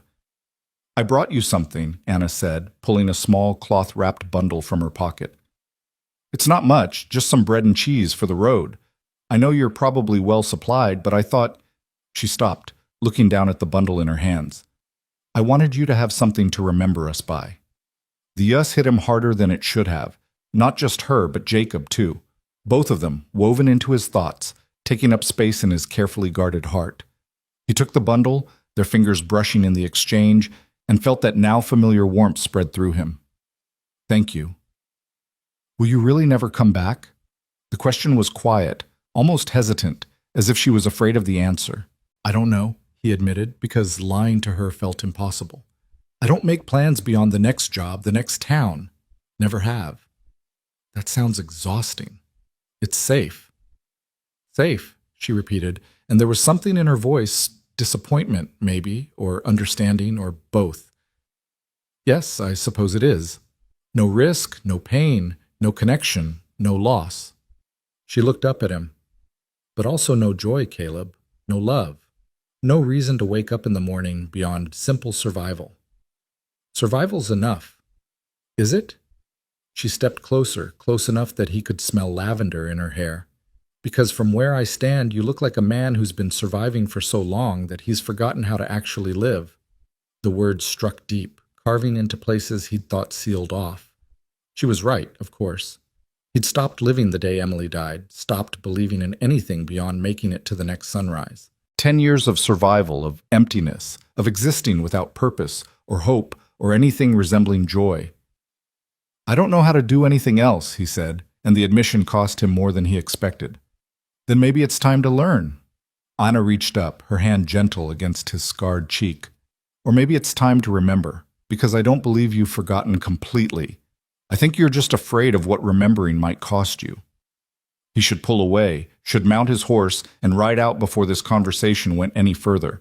But her hand on his face felt like absolution, like the promise of something he'd given up on, and he couldn't make himself move. What do you want from me, Anna? Nothing you're not ready to give, just... She paused, her eyes searching his. Just don't close yourself off completely. Don't let the stone win. Somewhere inside you is the man who helped a stranger's dying brother, who sat in my cabin and laughed with a 12-year-old boy, who looked at me like maybe I wasn't alone in this world after all. That man deserves better than endless running. Before he could respond, before he could find words adequate to the moment, she rose on her toes and kissed him. Not on the cheek this time, but on the lips, soft, brief, devastating in its tenderness. Then she stepped back, her cheeks flushed, her eyes bright. Come back when you're ready to stop running, Caleb Redden. We'll be here. She turned and walked away before he could answer, her shawl trailing behind her in the morning breeze, leaving him standing in the street with a cloth-wrapped bundle in one hand and his heart threatening to crack completely open. He watched until she disappeared into the schoolhouse, then forced himself to mount Rust and turn north, away from Redemption Creek, away from Anna Grayson, away from the dangerous possibility of something he'd thought lost forever. The first day's ride was torture. Every mile took him farther from that cabin with the green door, from those blue eyes that saw too much, from the feeling of being human again. He tried to focus on the road ahead, on the next town, the next bounty, the next whiskey bottle that would help him forget. But he couldn't forget the taste of her kiss, or the weight of her words, or the terrible, wonderful knowledge that she'd cracked something inside him that might never fully close again. He made camp that night in a pine grove, built a small fire, and unwrapped the bundle Anna had given him. The bread was still soft, the cheese sharp and good. He ate slowly, savoring each bite not because of the food itself, but because her hands had prepared it, because it was a gift given freely without expectation of return. The loneliness hit him like a physical blow. How many years had he eaten alone, slept alone, ridden alone? How many sunrises had he watched with no one to share them with? How many nights had he lain awake, surrounded by silence so complete it felt like dying? Too many. God, too many. But the alternative, letting someone in, caring again, risking the kind of loss that had nearly destroyed him, that felt impossible. Emily's death had taught him that loving someone gave them the power to annihilate you, that opening your heart meant handing someone else the knife to carve it out. He'd barely survived that lesson the first time. He wouldn't survive it again. Better to be alone. Better to be safe. He repeated it like a mantra as he spread his bedroll, as he checked his weapons, as he lay down under stars that suddenly seemed colder and more distant than they had just days before. 3 days later found him in a mining town called Silver Ridge, collecting information on a claim jumper wanted for murder. The work was straightforward, the pay decent, and it should have been enough to distract him from thoughts of blue eyes and gentle hands. It wasn't. Anna haunted him. In the face of a school teacher he passed on the street, in the sound of children's laughter from a nearby schoolhouse, in every woman who showed kindness to someone in need. She'd gotten under his skin, into his head, and no amount of whiskey or work seemed capable of dislodging her. He caught the claim jumper after 2 days of tracking, delivered him to the local sheriff, and collected his bounty with the same efficiency he always had.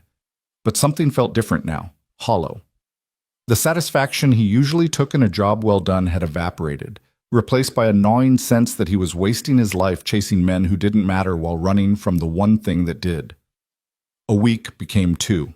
He drifted north, taking jobs as they came, sleeping in saloons and lined shacks, maintaining the careful distance from humanity that had served him for so long. But the distance didn't feel protective anymore. It felt suffocating.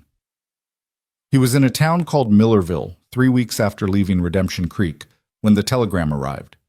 Caleb rarely checked for messages. He had no one to send them, no one who cared where he was or what he was doing. But some instinct made him stop at the telegraph office that afternoon, and the operator looked up with obvious relief. "Mr. Redden? Got a wire for you. Been here 4 days. Sender said it was urgent." Caleb's stomach tightened as he took the paper. Only one person would send him an urgent telegram. And if Sheriff Bridger was reaching out, something was very wrong. The message was brief and devastating. Jacob Grayson taken sudden turn. Pneumonia returned worse. Anna needs you. Come quick. Bridger. The paper crumpled in his fist. No, not Jacob. Not after he'd survived, after he'd been healing, after Anna had fought so hard to save him. The universe couldn't be that cruel, couldn't dangle hope in front of them, only to rip it away. But Caleb knew better than most that the universe could be exactly that cruel. He was on Rust and riding south within 10 minutes, pushing the gelding harder than he should have, covering ground with desperate speed. 3 days of hard travel, stopping only when absolutely necessary, sleeping in the saddle when he could manage it, driven by a fear so profound it threatened to choke him. He couldn't let Jacob die. Couldn't let Anna lose the only family she had left. Couldn't bear the thought of those blue eyes filled with the kind of grief he knew too intimately. But more than that, and this was the thought that terrified him most, he couldn't bear the thought of not being there for her, of Anna facing this darkness alone, of failing someone who trusted him with her hope. When had he started caring this much? When had Anna and Jacob stopped being strangers and become something more, something that mattered enough to make him ride 3 days without real rest? When had the walls around his heart crumbled so completely that their pain became his pain, their loss his loss? The questions haunted him as he rode, but he already knew the answers. It had started the moment he'd seen Anna begging for medicine in the saloon, had deepened when she'd held his hand in that warm cabin, had sealed itself when she'd kissed him in the morning light and told him to stop running. He was in love with Anna Grayson. Completely, terrifyingly, irrevocably in love with her. And the realization should have sent him fleeing in the opposite direction, should have made him turn Rust around and ride until he forgot her name. Instead, it made him push harder, ride faster, pray to a God he'd stopped believing in years ago that he wouldn't be too late. Redemption Creek appeared on the horizon just after dawn on the 3rd day. Caleb rode straight through town to the cabin with the green door, not caring who saw him, not caring about anything except getting to Anna. He dismounted before Rust had fully stopped, hit the door with his fist, and called her name. The door opened immediately, and Dr. Harrison stood there, his weathered face grave. "You made good time, Redden," the doctor said, stepping back to let Caleb inside. The cabin felt like a tomb. The curtains were drawn, the air heavy with the smell of sickness and medicine and something else, the particular scent of fear and desperation. Anna sat beside Jacob's bed, her hand clutching her brother's, her face so pale and drawn that Caleb barely recognized her. She looked up when he entered, and the relief in her eyes nearly broke him. "You came," she whispered, her voice raw from crying. "Of course I came." He moved to her side, knelt beside her chair, and took her free hand in both of his. She was cold, trembling, barely holding herself together. "How bad is it?" "Bad," Dr. Harrison answered when Anna couldn't. "The pneumonia came back with a vengeance 5 days ago. His lungs are filling with fluid faster than I can drain them. The fever's been over 104 for 2 days now. I've tried everything, but..." He shook his head. "I'm sorry, Miss Grayson. I don't think there's anything more I can do." "No." The word tore from Anna's throat. "No, there has to be something. Another medicine, another treatment, something." "I've given him everything available in Montana Territory," Harrison said gently. "There are treatments in Denver, new medicines from Europe, but they're weeks away even if we could afford them, and Jacob doesn't have weeks. He has days at most, maybe hours." Anna made a sound like a wounded animal, her grip on Caleb's hand tightening until her nails drew blood. He looked at Jacob. The boy was unconscious, his breathing shallow and labored, his skin waxen, his lips tinged blue. This was how death looked. Caleb had seen it enough times to recognize the signs. "Leave us," Caleb said to the doctor, his voice rough. "Please." Harrison nodded and gathered his things. "I'll check back this evening. If anything changes, send for me immediately." He paused at the door, looking back at Anna with obvious compassion. "I'm truly sorry, Miss Grayson. He's a good boy. Deserves better than this." When the door closed, Anna finally broke. Great, racking sobs shook her whole body as she collapsed against Caleb's shoulder, years of strength and stoicism crumbling under the weight of impending loss. "I can't lose him," she sobbed into Caleb's chest. "I can't. He's all I have, all that's left of my family. If he dies, I'm alone, completely alone." Caleb held her, one hand stroking her hair, the other tight around her shaking shoulders. He'd held dying men on battlefields, had watched friends breathe their last. But this was different. This was Anna's pain, Jacob's life, and it mattered in a way nothing had mattered in 10 years. "You're not alone," he said fiercely. "Do you hear me, Anna? You're not alone. I'm here. I'm not leaving." "You always leave," she said, the words muffled against his shirt. "Not this time." He pulled back just enough to look into her eyes, to let her see the truth in his face. "Not ever again, if you'll have me. I'm done running, Anna. Done pretending I don't care. Done being the man with the stone heart. You cracked it open, you and Jacob both, and I—" His voice broke. "I love you. I think I've loved you since the moment you refused to let pride stop you from saving your brother, and I'll be damned if I'm going to let you face this alone." Fresh tears spilled down her cheeks, but these were different. Not just grief, but something else. Hope, maybe. Or gratitude. Or the beginnings of love returned. "He's dying, Caleb," she whispered. "Dr. Harrison said—" "I know what he said. But Jacob's strong. He fought this once before, and he can fight it again. He's 12 years old. He's already fought more than any child should have to fight. Then we'll fight for him." Caleb stood, his jaw set with determination. "Harrison said there are treatments in Denver. New medicines. How far is Denver?" 3 days hard ride, maybe 4. But even if we could get there, even if we could find the medicines, Jacob doesn't have that kind of time, and we certainly don't have that kind of money. I have money. $400 from bringing in the Hollisters, plus another $300 from jobs since then. That enough? Anna stared at him. "Caleb, that's your money. I can't—" "It's not mine. It's ours. Yours, Jacob's, mine. And money's no good to me if I let someone I love die because I was too stubborn to spend it." He moved to the bed, looked down at Jacob's unconscious form. "He's a good kid, Anna. Smart, brave, kind. World needs more people like him, fewer people like me." "Don't say that." "It's true. But maybe—" He turned to look at her, letting her see past every wall, every defense, every carefully maintained distance. "Maybe I can be better. Maybe loving you, helping him, staying here instead of running, maybe that makes me something more than just a hunter with blood on his hands." Anna rose from her chair and came to him, her arms wrapping around his waist, her head against his chest. He could feel her heartbeat, rapid and fragile, could feel the tears soaking through his shirt. "You're already more than that," she said softly. "You've always been more than that."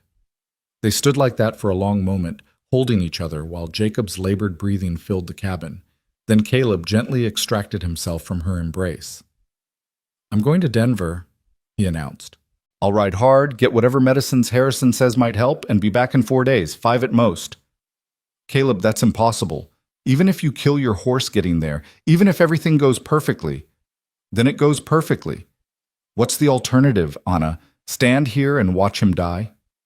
He took her face in his hands, his thumbs wiping away tears. "I won't do that. I can't. I have to try, even if it's impossible, even if I'm too late, because the alternative is something I'm not willing to accept." She searched his face, and whatever she saw there made her nod. "Then go. Go fast, go safe, and come back to us." "Both of us," he said firmly. "I'm coming back to both of you." He kissed her then, deep and desperate, pouring everything he couldn't say into that kiss. His fear, his love, his determination to save the boy who'd become like a brother to him. When he pulled away, Anna's eyes were bright with tears and something fiercer. "I love you too," she said, "in case I don't get to tell you later. I love you, Caleb Redden, Stoneheart and all." He wanted to stay, wanted to hold her until the fear passed, wanted to be there when Jacob woke up, if he woke up. But every second mattered now, every minute counted, and Denver was 3 days away at a killing pace. He grabbed a scrap of paper from Anna's teaching supplies and scribbled a quick note to Dr. Harrison, asking for the specific names of medicines that might help, any special instructions, anything that might make the difference between life and death. Then he was out the door, shouting for someone to find the doctor while he prepared Rust for the hardest ride the gelding had ever made. Sheriff Bridger appeared, drawn by the commotion. "You're going to Denver?" "I am." "That's a hell of a ride, Redden. You'll kill your horse, maybe kill yourself." "Then I'll die trying." Caleb cinched the saddle tight, checked his saddlebags. "Send my regards to the devil when you see him. You're going to need a fresh horse." Bridger disappeared and returned minutes later with a strong-looking roan mare. "Take Dancer. She's faster than your gelding, got more stamina. You can swap between them, keep moving when one tires." Caleb looked at the sheriff, seeing past the badge to the man beneath, a man who cared about this town, about Anna and Jacob, about doing what was right even when it was hard. "Thank you," Caleb said, and meant it for more than just the horse. "Bring those medicines back, son. Bring that boy home." Dr. Harrison arrived with a list of medicines: carbolic acid, digitalis, atropine, morphine for pain. Complex names that meant nothing to Caleb, but everything to Jacob's survival. Harrison also wrote a letter of introduction to a doctor he knew in Denver, someone who'd help navigate the city's medical suppliers. "This is a long shot, Redden," Harrison warned. "Even if you make it there and back in time, these medicines might not work. The boy's very sick." "He was very sick before, and he survived." "That was different. This relapse, the severity of it. I don't care about statistics, Doc. I care about giving him a chance." Caleb folded the letter carefully, tucked it in his shirt pocket next to his heart. "Keep him alive until I get back. That's all I'm asking. I'll do everything I can." Caleb mounted Rust, the roan mare tied to his saddle, and looked back at Anna's cabin one last time. She stood in the doorway, her hand raised in farewell or blessing or prayer. He touched his hat brim to her, then turned both horses toward Denver and kicked them into motion. The ride that followed would later be spoken of in Redemption Creek like legend. 3 days and nights of relentless travel, stopping only to switch horses, grab food, catch an hour's sleep when absolutely necessary. Caleb pushed himself and the animals to their absolute limits, covering ground that should have taken 5 days in just over 3. He reached Denver on the evening of the 3rd day, his body screaming with exhaustion, his hands blistered from the reins, his vision blurring with fatigue. But he found the doctor Harrison had mentioned, presented his letter, and secured the medicines within hours. The return trip was even harder. Caleb had been awake for close to 60 hours, sustained by nothing but coffee, determination, and the image of Anna's face when he'd promised to come back. He dozed in the saddle, trusting Rust and Dancer to follow the trail, jerking awake at every sound or stumble. On the 2nd day of the return journey, his body finally rebelled. He fell from the saddle during one of his microsleeps, hit the ground hard enough to knock the wind from his lungs. He lay there in the dirt, every muscle screaming, his vision graying at the edges, and thought maybe this was where it ended, face down in Montana dust, the medicines just inches from his hand but impossible to deliver. Then he thought of Jacob fighting for every breath, of Anna keeping vigil with no one to share her fear, of the promise he'd made to come back to both of them. He pushed himself up, remounted despite the pain, and kept riding. Redemption Creek appeared on the horizon just after dawn on the 4th day. Caleb rode straight through town to Anna's cabin, his clothes filthy, his face haggard, the precious medicines clutched in one hand. The cabin was silent when he dismounted, too silent. Fear gripped his chest as he approached the door, afraid of what silence might mean, afraid he'd ridden 4 days for nothing, afraid Anna was inside keeping vigil over her brother's body. He knocked, his hand trembling with exhaustion and terror. The door opened. Anna stood there, her face gaunt with sleeplessness, her eyes red from crying. Behind her, Caleb could see Jacob in the bed, still and pale. "Am I too late?" The words came out broken, desperate.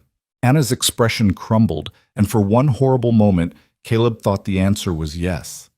Then she was in his arms, sobbing against his chest, her whole body shaking. "He's alive!" she gasped out. "Barely, but alive. Dr. Harrison said he might have hours, maybe a day. Oh God, Caleb, you made it. You actually made it." Relief so intense it felt like pain washed through him. He held Anna for just a moment, letting her tears soak his shirt, then gently set her aside and moved to the bed. Jacob looked worse than before, if that was possible. His breathing was a terrible rattling sound, his fever so high that heat radiated from his skin. But he was breathing, still fighting. "Good kid," Caleb said softly, touching Jacob's forehead. "Keep fighting just a little longer. We brought medicine." Dr. Harrison arrived within minutes of being summoned, took one look at Caleb's haggard face and the medicines he'd brought, and shook his head in amazement. "You actually did it. 4 days to Denver and back." He took the medicines, examined them carefully, then immediately began preparing them. "This is good work, Redden. You might have just saved this boy's life." The next hours were agony.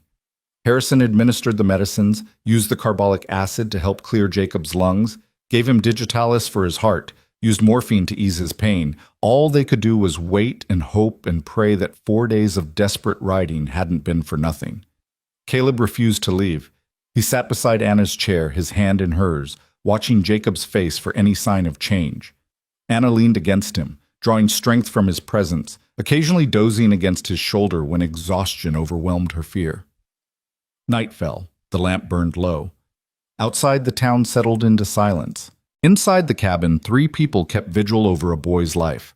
A doctor who'd done everything he knew how to do, a sister who'd never stopped believing, and a bounty hunter who'd ridden through hell because love had finally proven stronger than the stone around his heart. Sometime near midnight, Jacob's fever broke. It wasn't dramatic, no sudden awakening, no miraculous recovery. Just a gradual cooling of his skin, a slight easing of his breathing, a subtle shift from dying to fighting. But Harrison noticed it immediately, checked his pulse, listened to his lungs, and turned to them with cautious hope. The fever's dropping, his breathing's improving, the medicines are working. Anna's grip on Caleb's hand tightened painfully. Will he? "He's not out of danger yet," Harrison cautioned. "The next 24 hours will tell us for certain.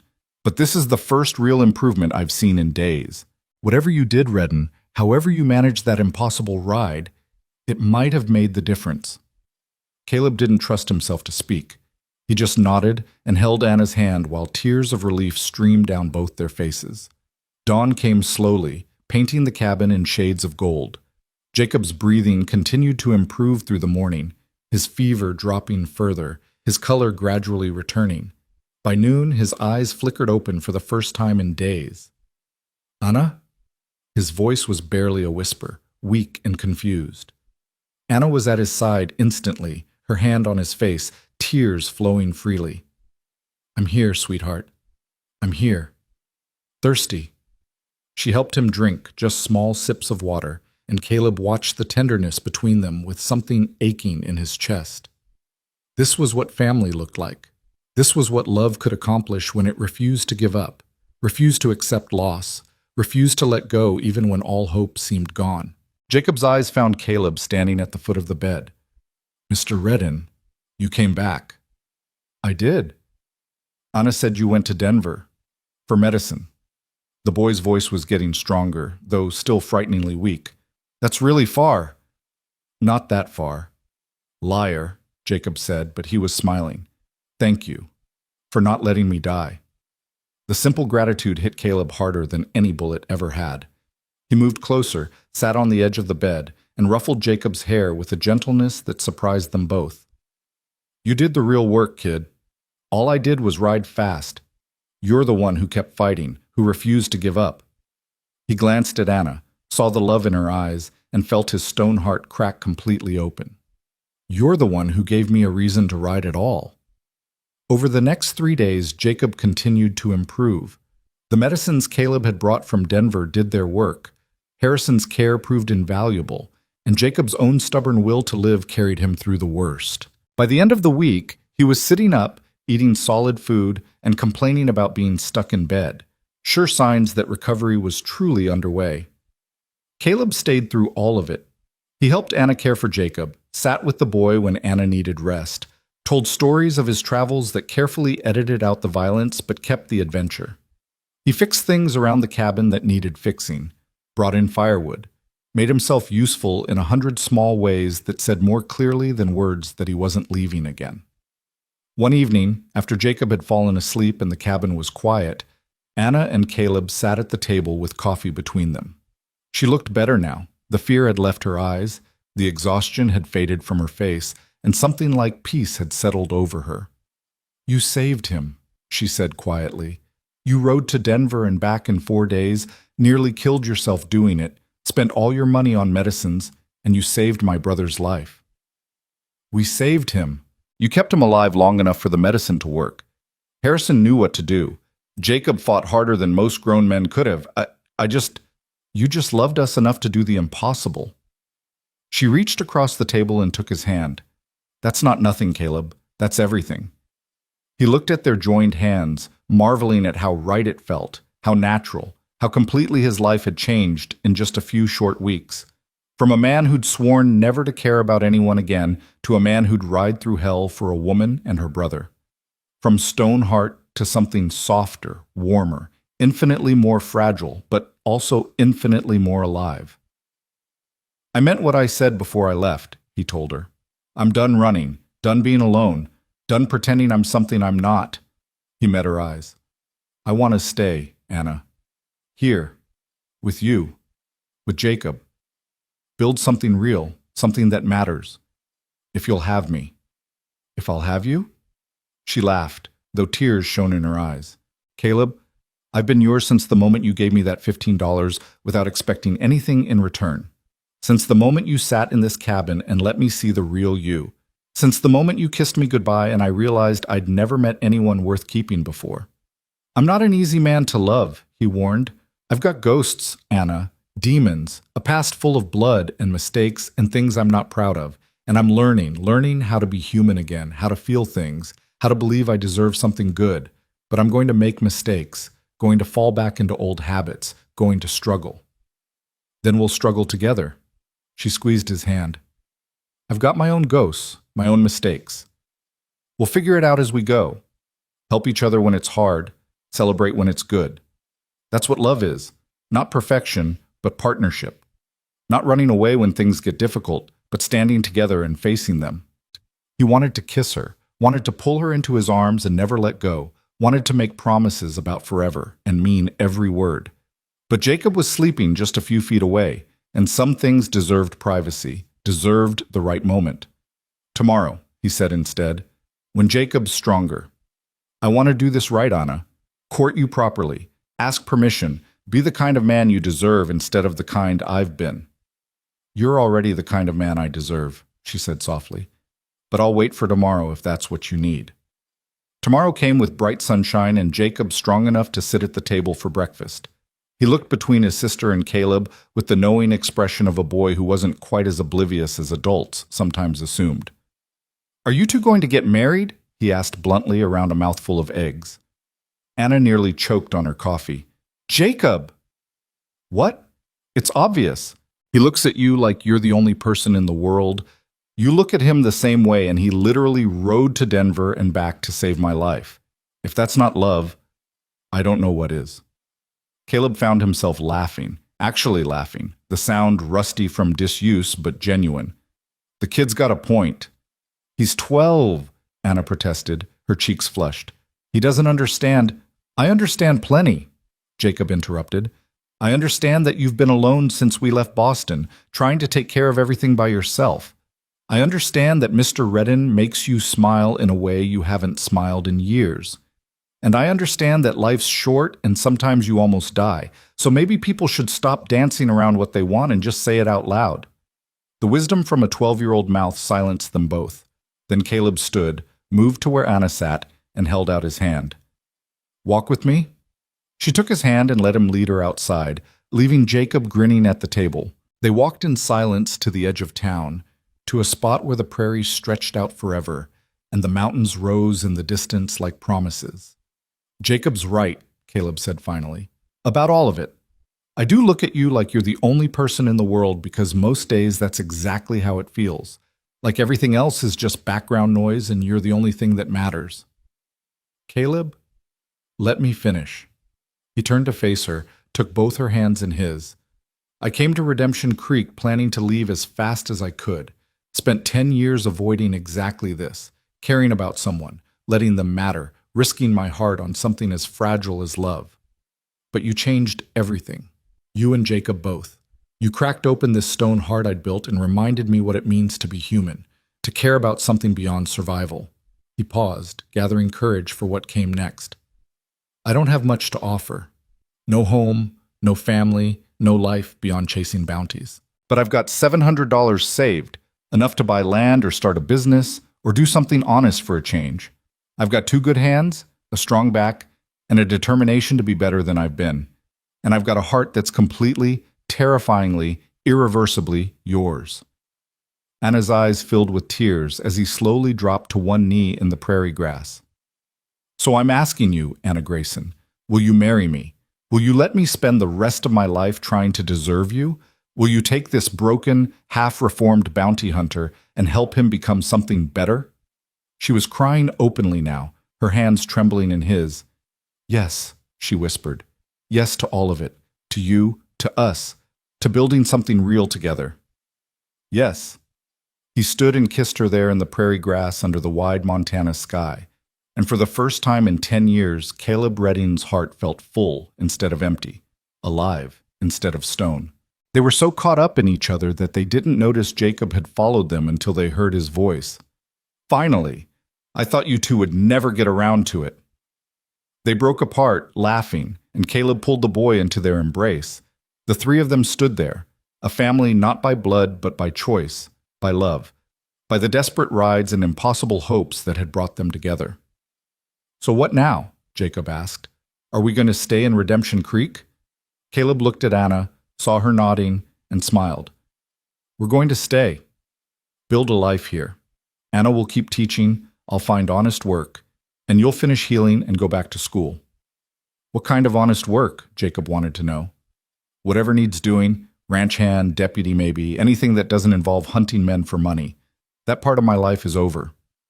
"Good," Anna said firmly, "because I didn't fall in love with a bounty hunter. I fell in love with a man who saves 12-year-old boys and rides impossible distances and looks at me like I hung the moon." "You did hang the moon," Caleb said softly, "along with every star in the sky." Jacob made a gagging sound. "If you two are going to be this mushy all the time, I might need to move out." They laughed and walked back toward town together, and with every step, Caleb felt lighter.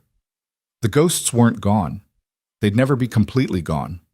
Emily would always be part of him. His family would always be a wound that ached. But alongside the pain was something new, hope, joy, the absolute certainty that love was worth the risk even when the risk felt unbearable. That night, back in the cabin with Jacob asleep and Caleb preparing to return to the saloon, Anna walked him to the door. "Stay," she whispered. Not like that. Just stay. Sleep on the floor, sleep in the chair. I don't care. I just don't want to wake up wondering if you'll still be here in the morning." He understood what she was really asking, not for impropriety, but for presence. For the reassurance that he meant what he'd said, that he wasn't going to wake up and decide it had all been a mistake. So he stayed, sleeping in the chair beside the dying fire, while Anna lay in her bed and Jacob snored softly across the room.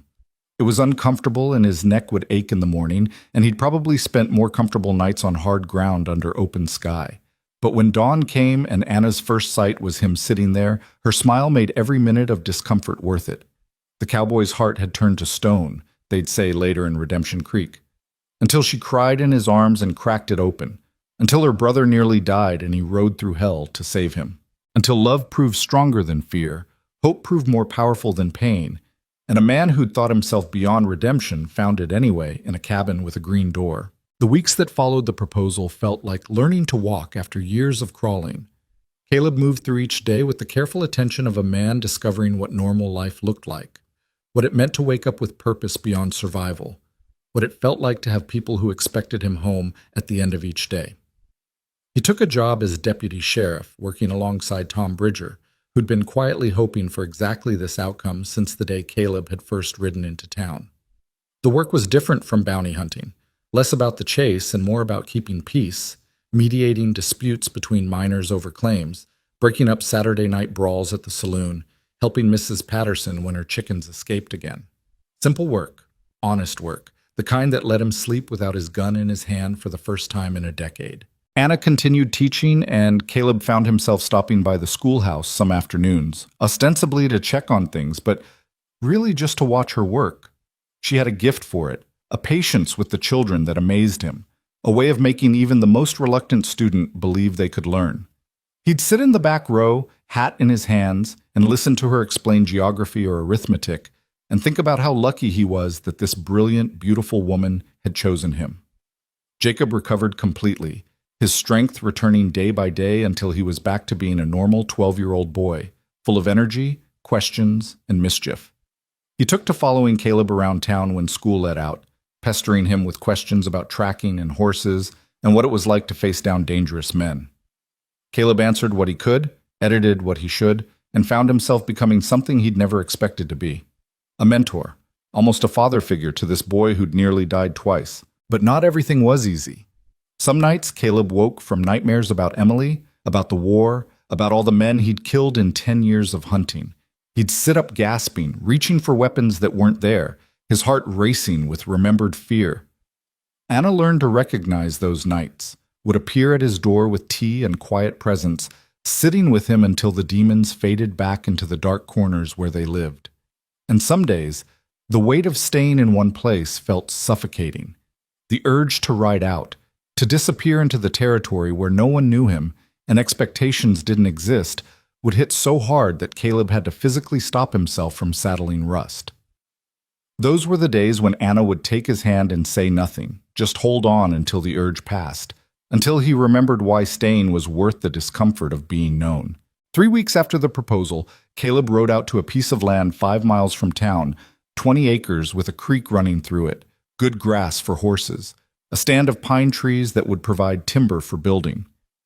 The old prospector who owned it was heading to California and willing to sell cheap. Caleb looked at that land and saw not just earth and trees, but possibility. A home. A future. A place where he and Anna and Jacob could build something permanent. He bought it with $400 of his saved money, signed papers that felt more binding than any promise he'd ever made, and rode back to town with a deed in his pocket and hope in his chest. That evening, he spread the deed on Anna's table while Jacob looked on with wide eyes. "I bought us land," Caleb said simply. 20 acres, creek running through it, enough room for a house and barn, and maybe some horses. I thought—" He paused, suddenly uncertain. "I thought we could build something there. Together, if you want." Anna stared at the deed, her eyes filling with tears. "You bought us land." "I did. Unless you'd rather stay in town, keep the cabin." "No." She looked up at him, and the love in her eyes took his breath away. "No, I want this. Want to build a home with you, plant roots, watch things grow. Her voice broke. "I never thought I'd have this again. A real home, a real future. After Boston, after everything fell apart, I thought I'd spend the rest of my life just surviving." "No more surviving," Caleb said firmly, taking her hands. "We're living now, all of us." "Can I have a horse?" Jacob asked hopefully. "If we're going to have land with room for horses, I should probably have one." "You can have a horse when you can pay for its feed," Anna said, but she was smiling. "That's not fair. Caleb has 2 horses." Caleb earned his horses tracking dangerous men across hostile territory. "You earn yours by doing your schoolwork and chores without complaint for 6 months." Jacob groaned dramatically, but didn't actually argue. He'd learned that his sister's rules were non-negotiable, even if his soon-to-be brother-in-law might be more lenient. The next day, Caleb started building.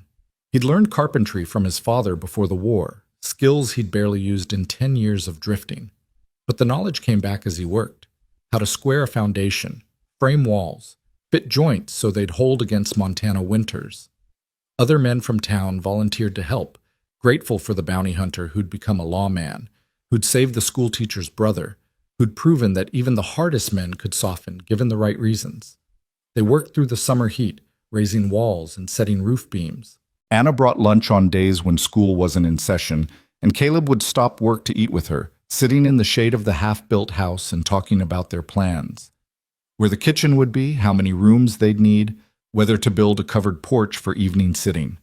Simple conversations, domestic and ordinary, exactly what Caleb had spent 10 years avoiding and now craved with an intensity that still surprised him.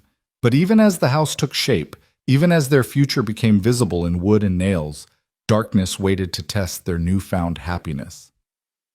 It came on a Saturday afternoon in late August, when Caleb was in the sheriff's office reviewing wanted posters. A stranger rode into town, tall, lean, with cold eyes and a gun worn low. Caleb recognized the type immediately, had been that type for too many years. This was a hunter, come looking for prey. The stranger tied his horse outside the saloon and came straight to the sheriff's office. He pushed through the door without knocking, his gaze fixing on Caleb with obvious recognition.